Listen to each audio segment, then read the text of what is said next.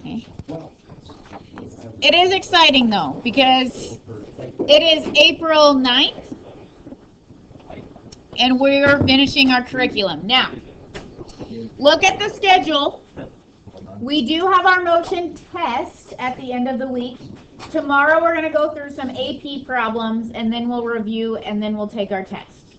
Okay? Then we're going to spend about 2 weeks going unit by unit doing AP problems in preparation for our week-and-a-half long final. Okay? Let's do it.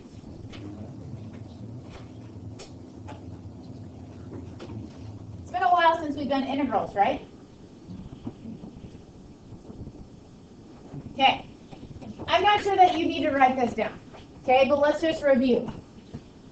We know that the rate of change of position is the velocity, and the rate of change of velocity is acceleration. Okay? Therefore, if I have velocity and I want to know position, we would need to take the antiderivative. Okay? If I didn't even know that, if I knew acceleration, how would I get to velocity? Antiderivative of acceleration. Okay? You know how to take antiderivatives. That's nothing new to you. But we just need to be able to go from a velocity function and get to the position function. We need to be able to go from the acceleration function and get to the position function. Okay? Now, you know that when we take antiderivatives, we have that plus c constant, right? So if we want to know the exact equation using antiderivatives, we would have to at least have one data point from the position in order to be able to know what that plus c value is. Okay? So first example here. We have the velocity of cosine of pi t, because why not? And we know that its position is 4 at time t equals 0.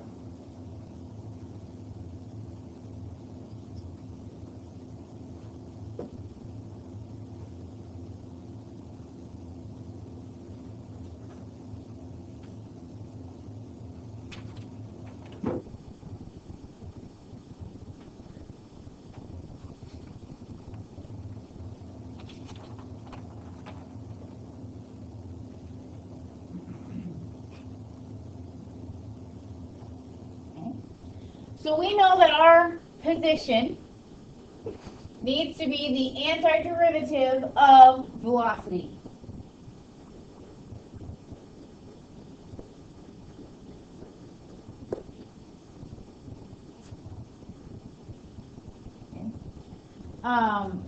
So we could do this a couple of different ways. This would be one where we just look at the antiderivative and we solve for c.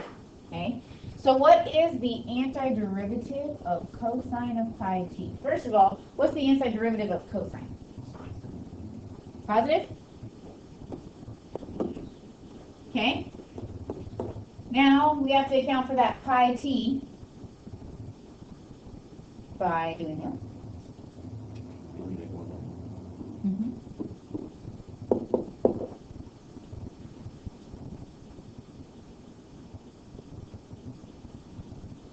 Okay. Now, we technically, we have the position function, but that plus c is a little vague. So let's go ahead. We know that when t is 0, our position should equal 4. Let's see.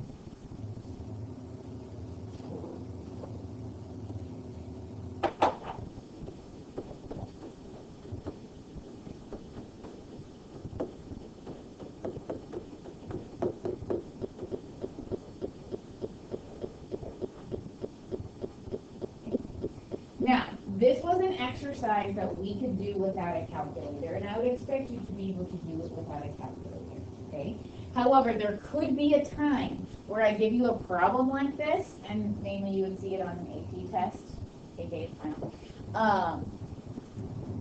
where we would need a calculator to do our integration, okay? So I just want to take this time to remind you of the fundamental theorem of calculus, where if we didn't want to do this whole solving for plus c, we do have another way of looking at this. Okay, since they gave us, oh no, I'm thinking of something else. Ignore me.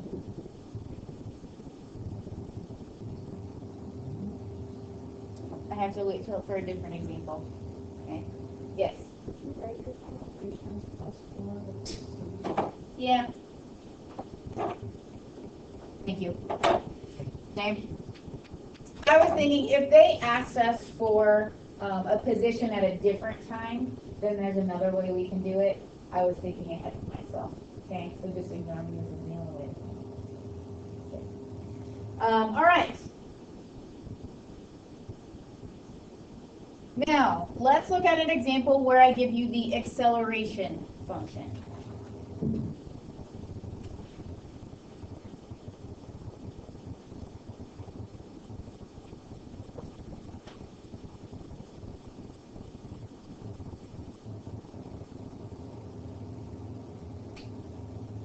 What I would like you to do is at your pod, I would like you to go from acceleration to velocity and stop. At your table, please do the integration and find the plus c to get me the velocity equation. You know that the velocity would be the antiderivative of acceleration.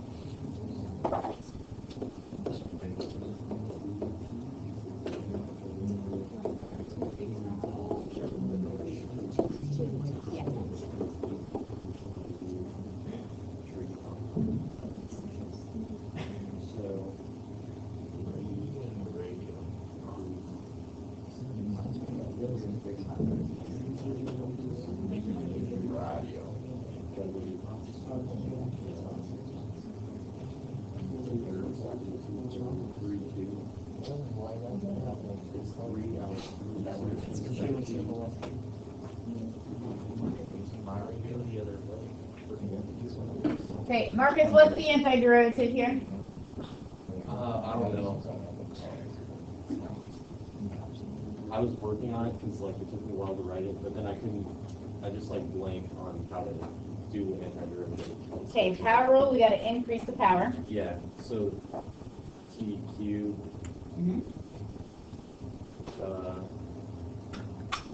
1/3 t cubed. Well, but we already have that 3. So what happens with that 3 and 1/3? Okay. Okay, and then what's the other one? T squared. Good. And then when you plug in the t is 3, velocity is 2, Trevor, what do you get for your c value? -34. You agree with -34? Yes.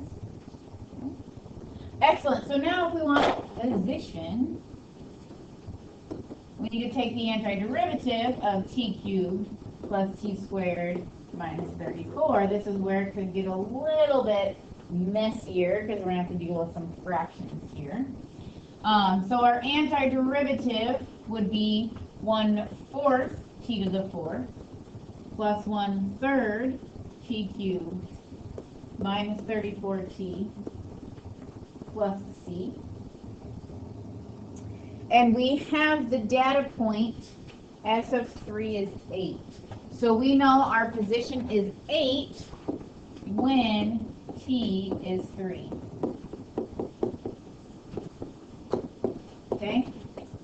You're going to need your calculator. I would expect you to use your calculator.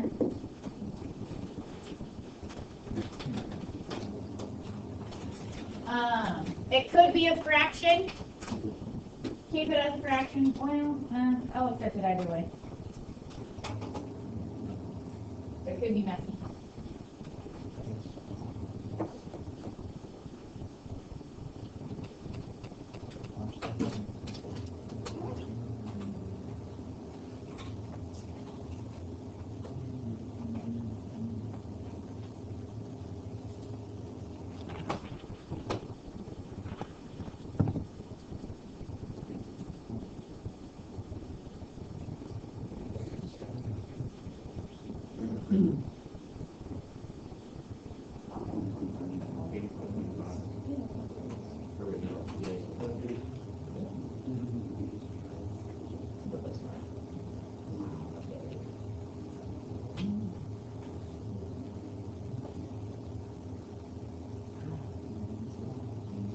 CJ, your mom emailed me, so we're good. Oh, cool. I thought she went back to sleep. I thought I woke her up. What's our C value? I heard mumbles. 80.75.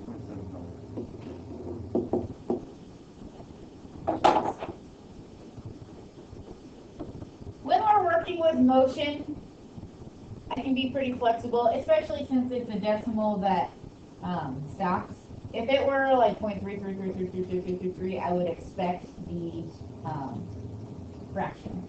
Okay, so our position is 1/4 t to the 4th plus 1/3 t cubed minus 34t plus 80.75. Okay, nothing life-changing there. I'm pretty sure that I could have given you that and you would have been able to figure out, oh, I need to take the antiderivative. Okay, but it's Monday morning and we'll go through those problems together. Right? So now let's talk about displacement versus distance. Okay, I want you to have a conversation at your table. What is it? What does displacement mean and what does distance mean if we are talking about a particle that's just moving back and forth on a line? Go.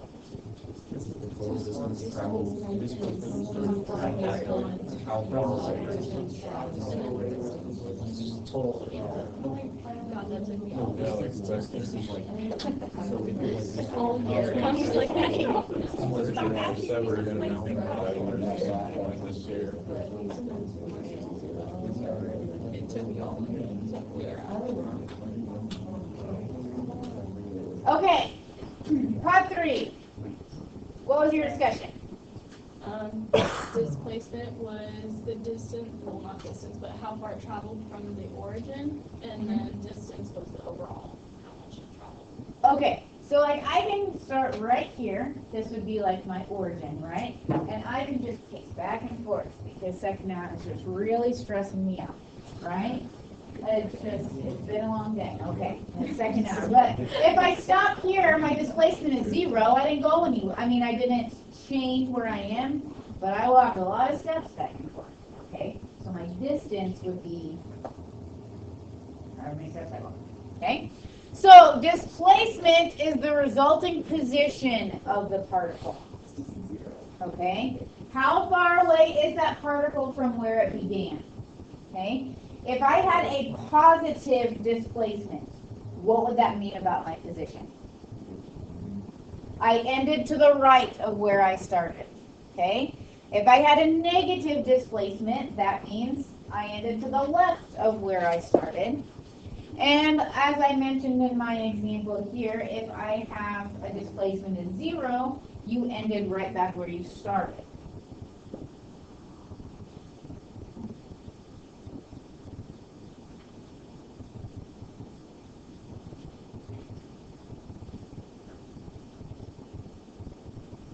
ideas of how we calculate displacement?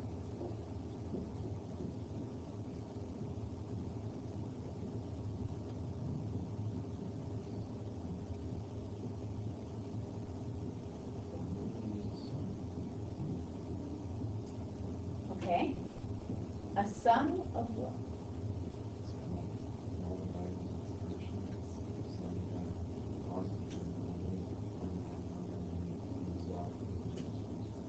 Okay.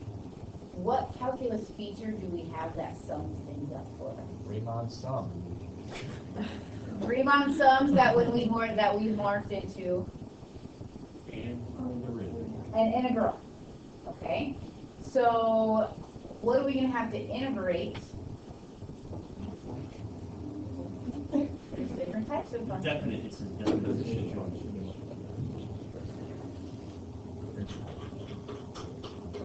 Which antiderivative gives us position? Velocity. So we're going to have to take the definite integral of velocity if we want to know something about position. Okay?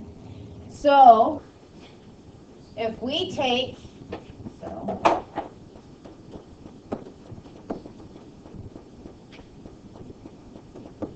okay, if we want displacement, then we need a definite integral of velocity. Okay? And that will give me the displacement from A to B.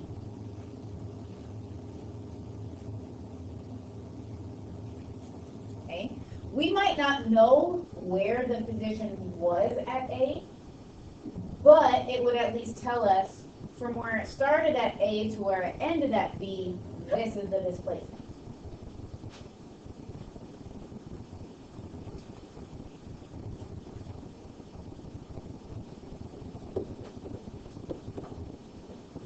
Okay? Let's assume that this is a velocity graph. Let's assume that this is the velocity graph. So when we're finding area, we're finding information about the position because we're taking the antiderivative, right? So if I'm talking about the area from A to B, it says it's 5. So what's the displacement from A to B? Okay, what kind of 5? So where am I? Okay, so at B, I'm 5 right of where I started at A. Okay, well then I go a little bit more. Okay, at C, if we're talking about from A to C, what is the total area there? 1. I am now 1 right of where I started. Okay, if we talk about from A to D, now we're up to 4, a positive 4. So if I'm talking about from A to D, my position is 4 to the right of where I began. Okay? See what I'm saying there? Okay. Let's do an example. Hold on. Oh, yeah. You're good? Okay. So here's your velocity function, t squared minus 2t.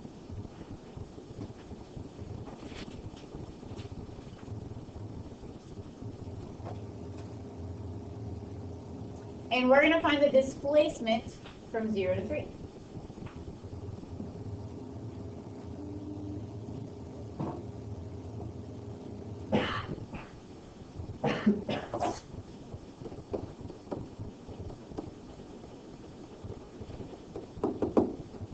So when we're finding displacement, it is as simple as taking the definite integral of the velocity.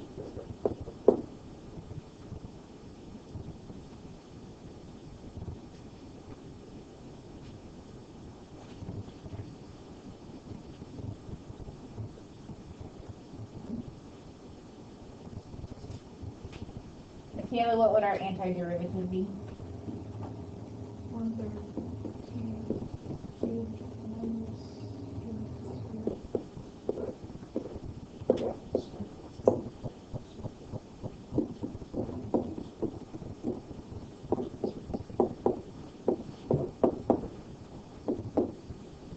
Huh. What's our displacement? 0.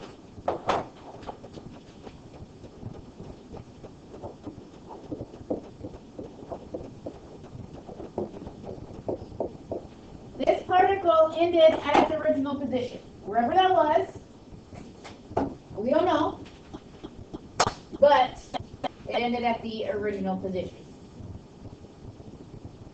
Okay. Now, just like I talked about in my pacing example up here,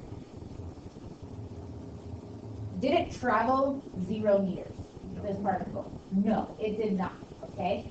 So how are we going to determine how far it actually traveled? Okay. I'm going to go back over here to this example. Okay. From A to D, we determined that the particle ended 4 units to the right of where it started. Okay. What if I told you that its distance, well, does anybody have a guess on what the distance is? 12. How did Jackson and Joe get 12? Okay, if we look at all of the areas but take their absolute value, okay, because they're traveling a distance of 4 here, right, but they were just doing it in the other way, okay? So if we take all the absolute values and add them together, then we can get our distance, okay?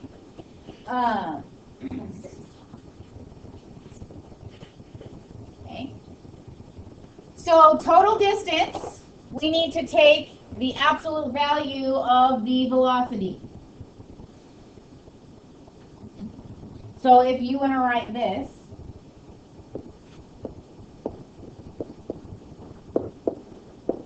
that would be a shorthand way to write it.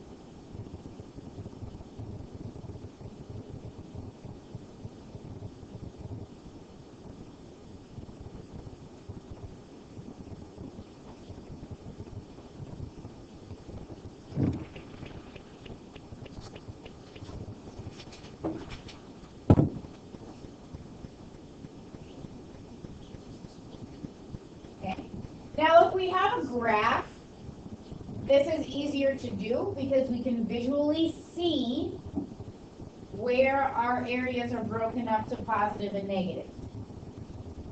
If I give you an equation, how are you going to figure out where we have positive velocity, where we have negative velocity?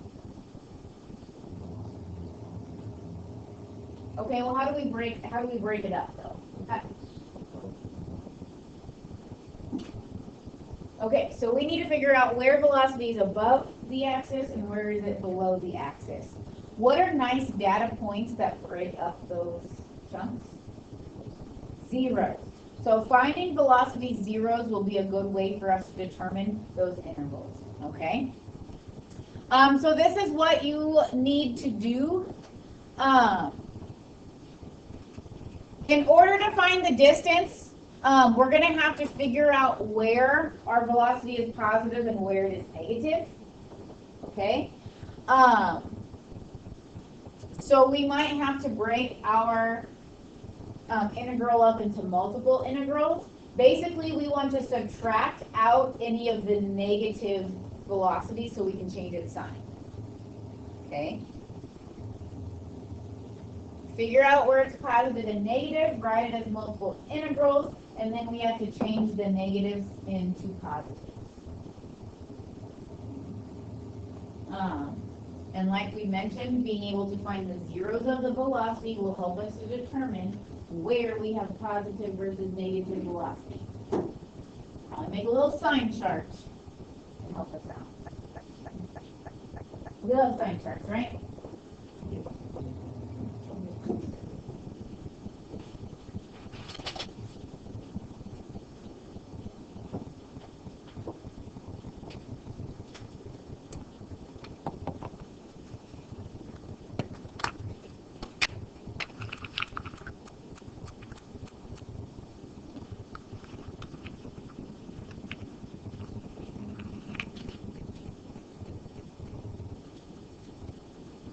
We have two examples.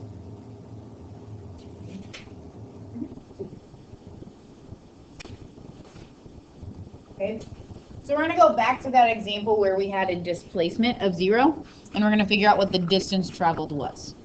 Okay? So we'll go back to that.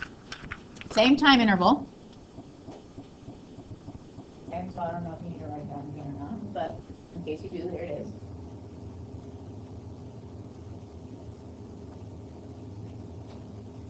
In order to be able to determine where we have positive and negative velocity, we first must determine where it is 0. What should we probably do with the right side?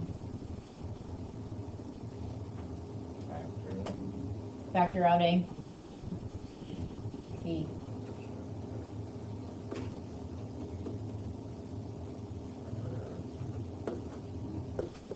Okay, I don't really care what's happening to the left of 0, but between 0 and 2, our velocity would be negative.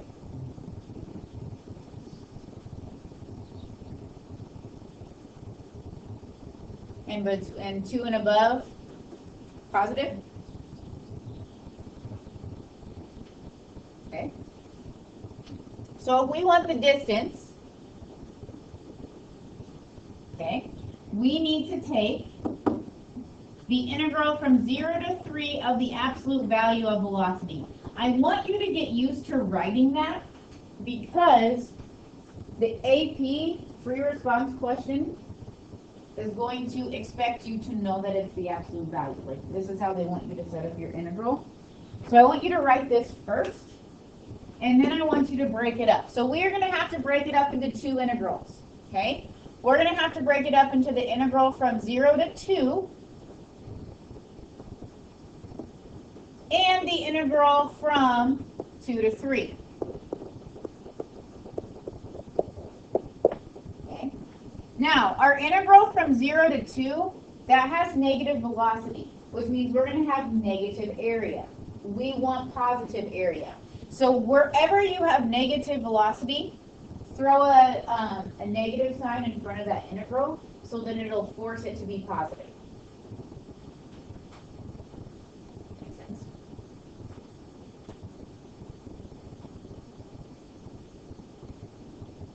Okay. So we have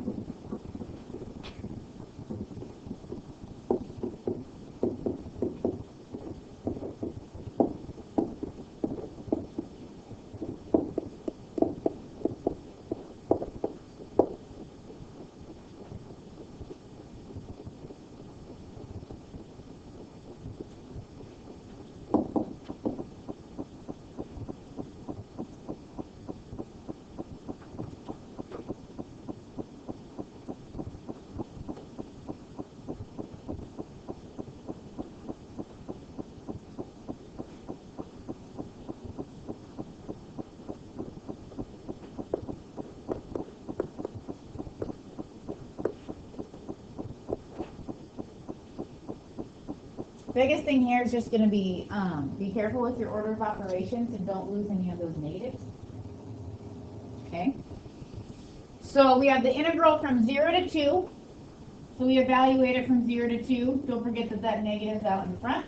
And then we have the integral from 2 to 3.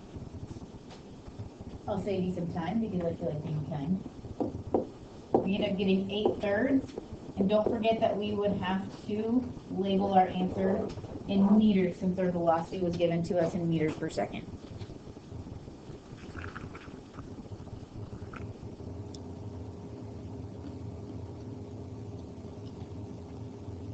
Did anybody get that in their calculator and also can confirm 8/3? Well, yeah, okay.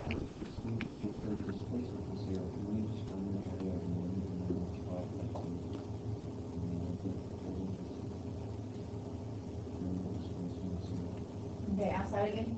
When the displacement is 0, can't we just find the area of one region of Michigan and multiply it by 2 because displacement is 0? Not necessarily, because I could do this. I could walk this way a positive velocity.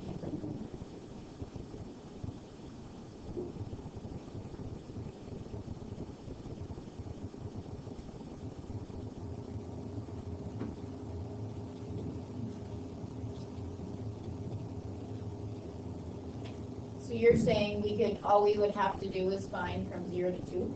Yeah, maybe you could, since that area is going to take there, so we drive in. Yeah, I suppose.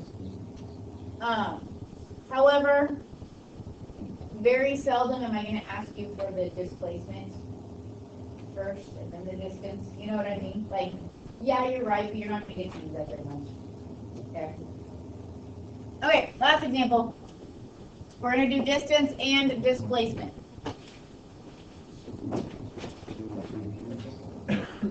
8 meters.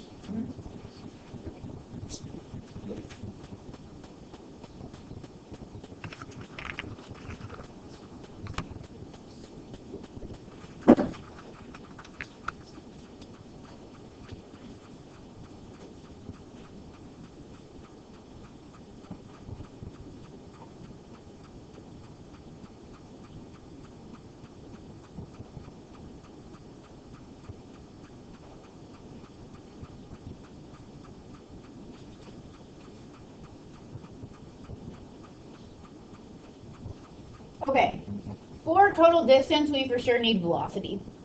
Okay. What's our velocity equation?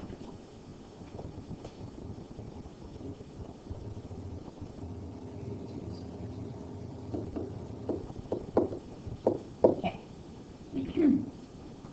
Yes, technically for displacement, we figure it out. We figure out where it is at 0.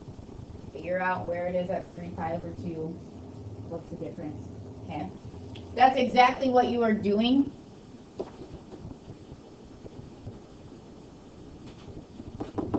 When you take the integral from 0 to 3 pi over 2 of velocity, dt.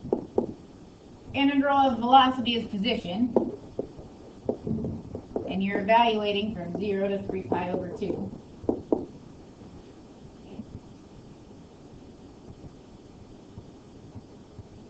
What's the cosine of 3 pi over 2?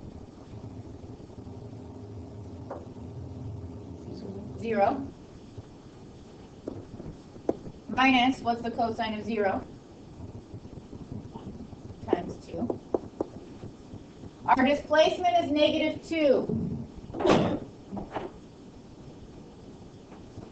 Meaning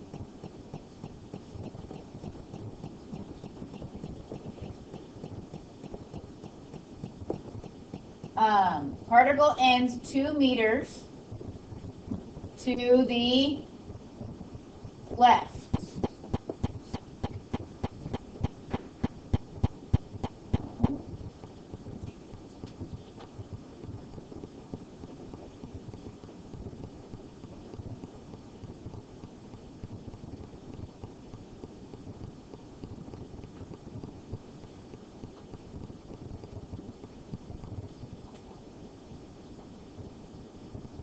Okay. Total distance. Here is our velocity equation. Okay. What do we need to know about our velocity equation in order to be able to find distance?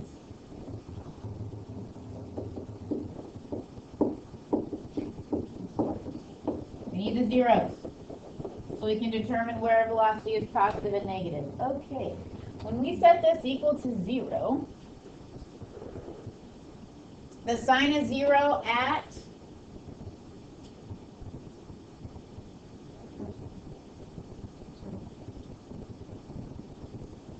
zero, pi, and 2 pi, right?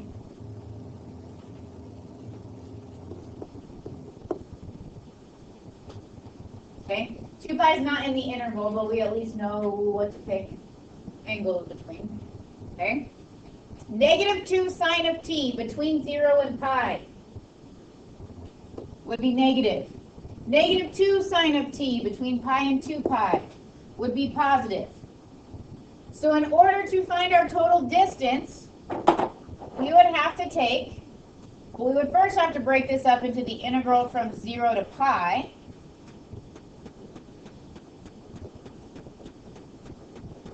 And the integral from pi to 3 pi over 2.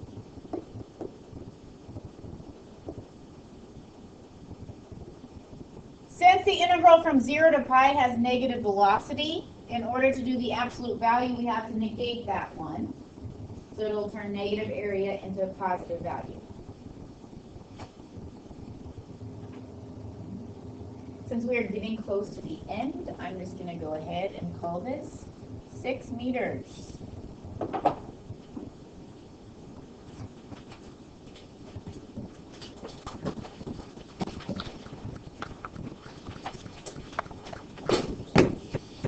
I do want to point out, right here, when I said particle ends 2 meters to the left of original position, I can say original position because our interval started at 0. If this interval didn't start at 0, you would not want to say original position. You would want to say whatever that time was. Okay?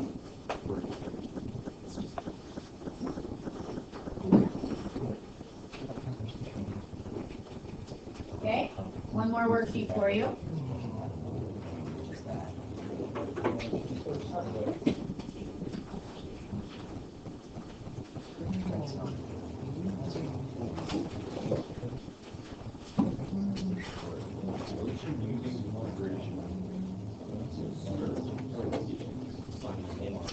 But maybe 5.